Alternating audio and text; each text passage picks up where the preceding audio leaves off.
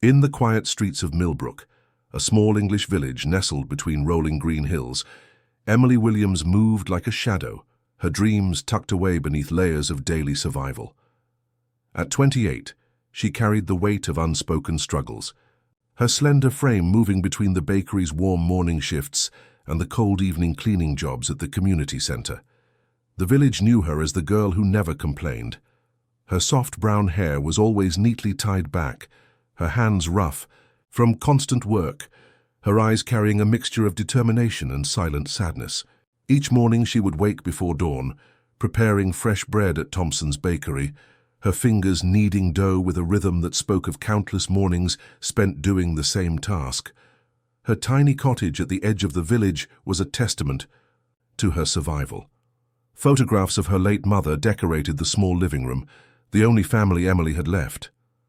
Margaret Williams had been a strong woman who worked multiple jobs to raise her daughter alone, teaching her that hard work was the only path to dreams. On this particular Tuesday morning, everything changed.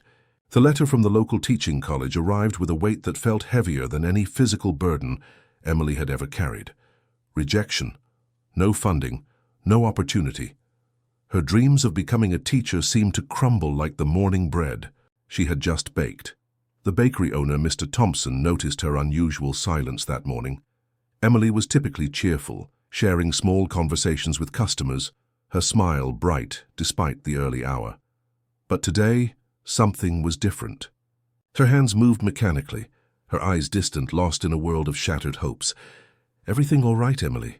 Mr. Thompson asked, his weathered hands wiping down the counter. She forced a smile.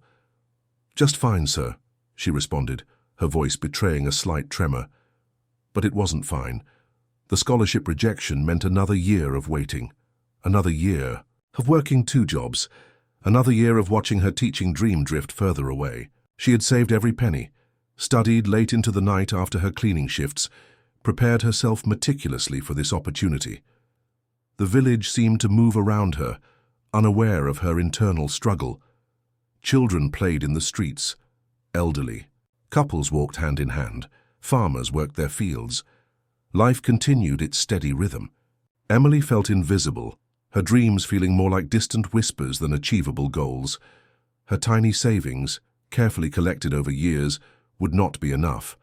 The teaching program was expensive, and scholarships were competitive. She had been so close, had prepared her application with such hope, only to receive this crushing rejection. That evening, while cleaning the community center, Emily allowed herself a moment of vulnerability. Behind the empty chairs and quiet halls, she sat and let a few silent tears fall.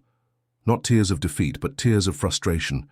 She was tired of fighting, tired of struggling, yet something inside her refused to give up. Her mother's photograph seemed to watch her from a small frame she kept in her bag. "Keep going," those remembered words echoed in her mind. Margaret had never let circumstances define her, and she had raised Emily with the same spirit. The community of Millbrook was small but tight-knit. Everyone knew everyone, and while they respected Emily's privacy, they had noticed her quiet determination. She was the girl who worked multiple jobs, who was always willing to help, who never asked for anything in return. As night fell over Millbrook, Emily made a decision. This rejection was not the end. It was just another challenge to overcome. She would find a way. She would save more, work harder, explore every possible opportunity. Her tiny cottage, with its worn furniture and minimal possessions, became a symbol of her resilience. Each wall, each corner held memories of struggle and hope. The single bookshelf was filled with educational books, purchased bit by bit, showing her unwavering commitment to learning. The moonlight filtered through her small window, casting a soft glow on her determined face. Tomorrow would be another day, another step towards her dream. The rejection letter lay on the table, not as a symbol of defeat, but as a reminder of the journey ahead.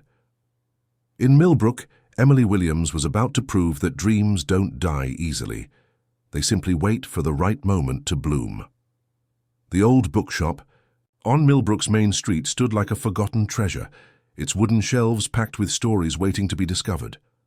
Mr. Roberts, the shop's owner, was a quiet man in his 70s, with silver hair and kind eyes that had seen decades of village life. He had watched Emily Williams for months, noticing her during her lunch breaks, always reading whenever she could steal a moment. On a particularly cold afternoon, when the wind whispered through the narrow village streets, Mr. Roberts saw Emily, huddled in the corner of his shop. She was reading a worn teaching methodology book, her fingers tracing the pages carefully, as if each word was a precious gift. The rejection letter from the teaching college still weighed heavily on her mind, but her passion for learning remained unbroken. "Would you like some tea?" Mr. Roberts asked, his voice gentle and unexpected. Emily looked up, surprised. She had never spoken more than a few words to the old man, despite visiting his shop countless times. "Oh, I'm sorry," she stammered. "I didn't mean to disturb you." But Mr. Roberts was already preparing 2 cups of hot tea. His small back room was a world of its own, walls covered with photographs, shelves filled with books that seemed to tell stories beyond their printed pages. He understood struggle. He understood dreams. As they sat together, Emily hesitantly shared her story. The loss of her mother, the dream of becoming a teacher, the recent college rejection. Mr. Roberts listened intently, his eyes reflecting a deep understanding that went beyond simple sympathy. "Education is not about money," he said, pulling out an old, slightly yellowed scholarship application form from a drawer. "It's about determination." Emily learned that Mr. Roberts had been a school principal many years ago. He had dedicated his life to education, and now in his retirement, he continued to support young people's dreams through his bookshop and community connections. He began telling her about the town's Education Support Committee, a group of retired teachers and community leaders who believed in helping local students. They rarely advertised their support, preferring to work quietly behind the scenes. "Your story," Mr. Roberts said, "is exactly the kind of story that inspires people to help." Over the next weeks, Mr. Roberts became more than just a bookshop owner. He became a mentor, a friend. He helped Emily polish her application, shared stories of his own struggles, and introduced her to people who might be able to help.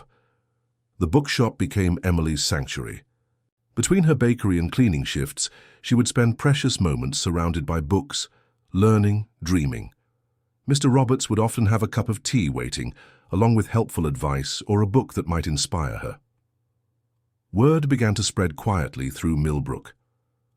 The villagers, who had always respected Emily's hard work, started to take notice. Mrs. Peterson from the local bakery would slip her extra bread. Mr. Thompson would give her slightly more hours. The community began to rally around her silent determination. Mr. Roberts saw something special in Emily. She wasn't just seeking education for herself, but with a desire to give back to her community. Her dream of teaching was about creating opportunities for others, just as she had struggled to find opportunities for herself.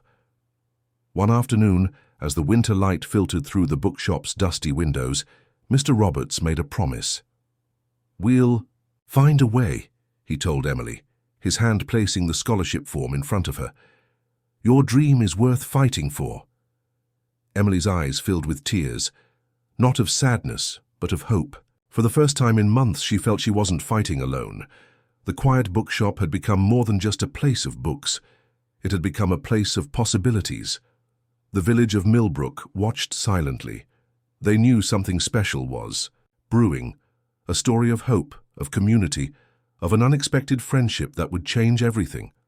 Mr. Roberts smiled, knowing that sometimes the most powerful education happens outside of classrooms, in quiet moments of understanding, in unexpected conversations, in the belief that one person can make a difference. Emily's journey was just beginning, and the entire village was about to become part of her story. The community committee gathered in the small town hall, a room filled with the quiet determination of Millbrook's most respected residents. Mr. Roberts had shared Emily Williams' story, his words painting a picture of a young woman's unbreakable spirit. Around the wooden table sat retired teachers, local business owners, and community leaders, each listening intently. Mrs. Peterson from the bakery spoke first. "I've watched Emily work since she was a teenager. She's never complained, always first, to help others." Her words carried weight in a village where hard work was the highest praise. The committee began to discuss how they could support Emily's dream. Mr. Thompson suggested a fundraiser, while the local church group offered to help organize community events. What started as a small meeting quickly became a mission of hope. Word spread through Millbrook like autumn leaves carried by the wind. Posters appeared in shop windows, announcing a fundraising event for a local student's education. People who barely knew Emily began to contribute, a few pounds here, some spare change there. The local school children made handmade crafts to sell, their small hands creating tokens of support. The first fundraiser was a community bake sale. Emily worked alongside the volunteers, initially uncomfortable with being the center of attention. She helped set up tables, bake cakes, and organize donations, her hands moving quickly, her heart both grateful and embarrassed by the attention. Local farmers brought fresh produce. The blacksmith donated handmade crafts. The village pub hosted a special evening, with proceeds going towards Emily's education fund. It wasn't just about money anymore. It was about community, about believing in one person's potential to make a difference. Young girls in the village began to see Emily differently. She wasn't just a worker at the bakery or the community center anymore. She became a symbol of hope, a living example that dreams could be achieved through hard work and community support. Mr. Roberts watched from the sidelines, his eyes twinkling with pride. He remembered his years as a school principal and how rare it was to see a community come together like this. Emily's journey was becoming more than her own. It was becoming a collective dream. The fundraising efforts continued for weeks. Local businesses started contributing more significantly.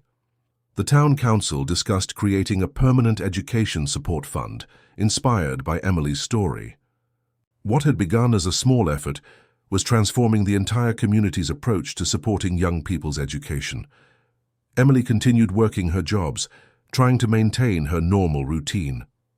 But she couldn't help noticing the changed looks, the encouraging smiles, the occasional coins slipped into her hand with a whispered, "For your dream." One evening, as she cleaned the community center, she found an envelope. Inside was a collection of small donations, some from children's piggy banks, some from elderly pensioners, some from local workers.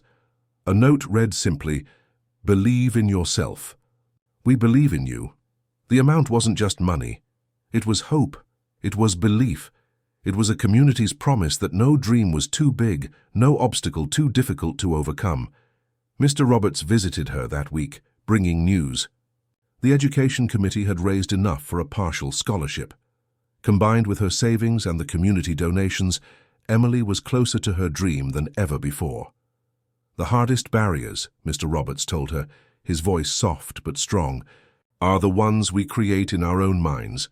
You've already broken through those." The village watched with quiet pride. Emily's journey had become more than just one person's story.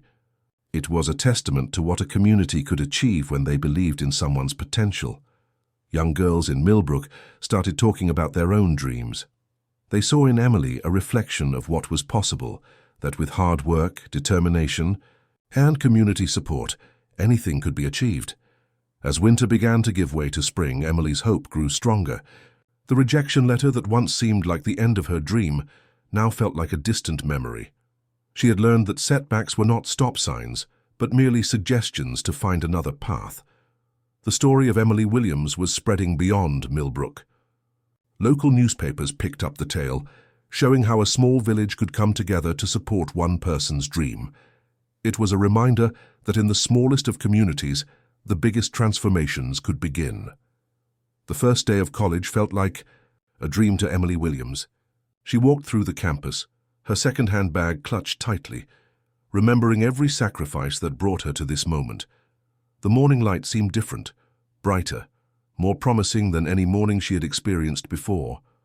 Her classmates were a mix of young students fresh from school and mature learners like herself. They noticed her immediately, not because she stood out, but because of the quiet determination that surrounded her like a gentle shield. Emily listened more than she spoke. Her years of working multiple jobs had taught her the value of observation. Professor Martin, a kind-faced woman in her 50s, recognized something special in Emily. During the first week, she asked Emily to stay back after a lecture. Your life experience is your greatest strength, she told her, understanding the journey Emily had undertaken. The first assignment challenged Emily more than she expected. While younger students rushed through their work, she approached each task with careful consideration. Her essays were different. They carried the weight of real-life experiences, of struggles and hopes that textbooks could never capture. Nights became a careful dance of study and work. Emily would attend classes during the day, then rush to her evening cleaning job, returning home late to study. Her tiny cottage transformed into a learning space, walls covered with notes, books stacked carefully, a small desk illuminated by a single lamp. Her mother's photograph watched over her, a silent reminder of the promise she had made. Margaret. Williams had always believed her daughter could achieve anything, and now Emily was proving her right. The other students began to notice her. Sarah, a younger student, often asked Emily for study advice. "You seem to understand things differently," she would say, admiring Emily's unique approach to learning. Mr. Roberts visited occasionally, bringing books and encouragement. "Every page you read," he would say, "is a step closer to your dream." His belief never wavered, even when Emily's own confidence trembled. Midway through the semester, a teaching practice opportunity arose. While other students felt nervous, Emily felt prepared. Her years of working with people, at the bakery during community center cleaning, had given her skills no classroom could teach. Her first teaching practice was at a local primary school. The children immediately connected with her. She didn't just teach, she understood them. Her lessons came from real life, from struggles, from hope. The head teacher was impressed by her natural ability to connect with students. Financial challenges continued, but they no longer seemed insurmountable. The community support had given Emily a foundation of confidence. She knew now that obstacles were not walls, but challenges to be understood and overcome. Her classmates started seeing her differently. What began as curiosity transformed into respect. They realized that education wasn't just about age or traditional paths, but about passion and determination. Professor Martin recommended Emily for a special education support program. Her unique background and approach to learning made her stand out. "You're not just learning to be a teacher," the professor told her. "You're learning to inspire." The Millbrook community followed her progress through Mr. Roberts, who would share updates at the local pub and bookshop. They had invested in her dream, and now they were witnessing its fruition. Emily's evenings were no longer just about survival. They were about learning, growing, becoming the teacher she had always dreamed of being. The girl who once cleaned floors was now preparing to stand in front of a classroom, ready to change lives. Her journey wasn't just about personal achievement. It was about showing every young person in Millbrook that dreams don't have an expiration date. That education isn't a privilege for the few, but a possibility for anyone willing to work hard and believe. As the semester progressed, Emily realized something profound. Her greatest lesson wasn't found in textbooks or lectures. It was in the journey itself, in the community that supported her, in the challenges she had overcome, in the hope that had carried her forward. The turning point wasn't a single moment. It was every moment, every early morning, every late night of studying, every small act of kindness from her community. Emily Williams was becoming more than she had ever imagined possible. 2 years had passed since Emily first walked into the college classroom. Now she stood in the community center of Millbrook, transforming the same space where she once cleaned floors into an evening education program for working adults. The room was full, of people just like her former self, people with dreams pushed aside by life's responsibilities, factory workers, young parents, elderly individuals seeking to learn. They all sat eagerly waiting for Emily to begin her first community class. Mr. Roberts sat in the back, tears quietly filling his eyes. The girl he had believed in was now inspiring an entire generation. Her first lesson focused on breaking barriers, on understanding that education has no age limit, no single path. Her program quickly became the talk of the village. Local businesses started supporting her initiative, offering flexible hours for employees who wanted to study. The town council recognized the impact of her work, seeing how education could transform individual lives and community potential. Emily's teaching style was unique. She didn't just teach from books, she taught from experience. Her lessons were filled with real-life stories, practical examples, and genuine understanding. Students felt she wasn't just an instructor, but a fellow traveler on their learning journey. The young girls of Millbrook began seeing her as a role model. They understood now that dreams weren't about perfection, but persistence. Emily showed them that challenges were not roadblocks, but stepping stones. Her mother's photograph, now displayed proudly in her classroom, seemed to smile down. Margaret Williams had always believed her daughter could change the world, one small step at a time. The evening classes grew. What started with 10 students soon became 30, then 50. People traveled from neighboring villages to attend her program. Local newspapers began writing about the Millbrook education revolution. All sparked by one woman's determination, Emily never forgot her roots. She continued working part-time at the bakery, maintaining her connection with the community that had supported her. Mr. Thompson would often joke that she was now more than just a baker's assistant. She was the village's hope. Her college professors remained proud. Professor Martin occasionally visited, seeing how Emily had transformed her learning into a powerful community tool. "You're not just teaching," she would tell Emily, "you're rebuilding futures." The scholarship fund established in her name became a permanent fixture in Millbrook. Young people now had a clear path, understanding that their dreams were valid, regardless of their background or financial situation. Local businesses started offering internships and support for students inspired by Emily's journey. The community had transformed from simply existing to actively supporting each other's growth. On her 29th birthday, the entire village celebrated. It wasn't just a personal milestone, but a community achievement. Emily represented hope, resilience, and the power of collective belief. Her evening classes became more than education. They were a movement.